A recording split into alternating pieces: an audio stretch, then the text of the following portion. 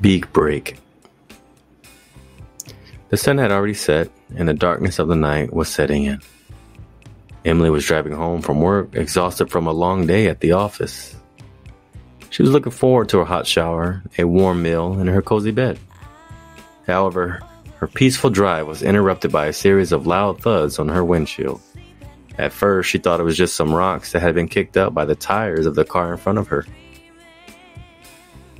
But the thuds kept coming, and she soon realized that something was attacking her car.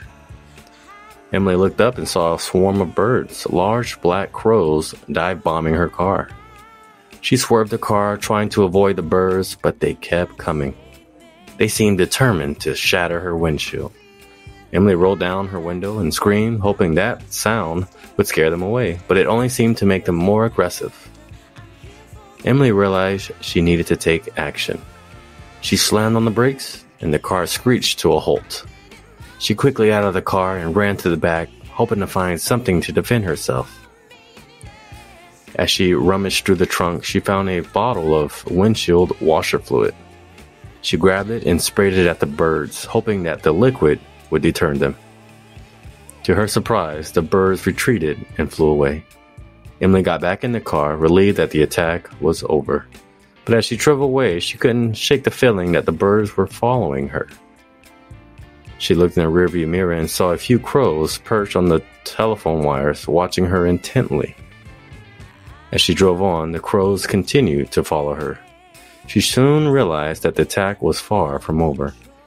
Emily needed to find out why the birds were attacking the car and how she could stop them. Days turned into weeks, and the birds' attacks became more and more frequent. Emily became obsessed with figuring out the reason for the attacks.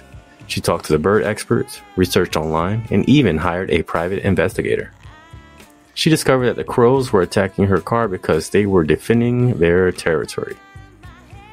Emily's car had unknowingly parked near a tree where the crows had nested, and they were simply protecting their young. Emily realized that the solution was simple. She just needed to avoid parking near the tree, and with that, the attacks stopped.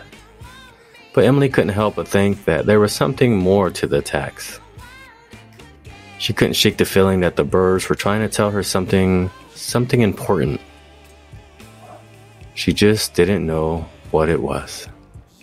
Months passed, and Emily had almost forgotten about the bird attacks.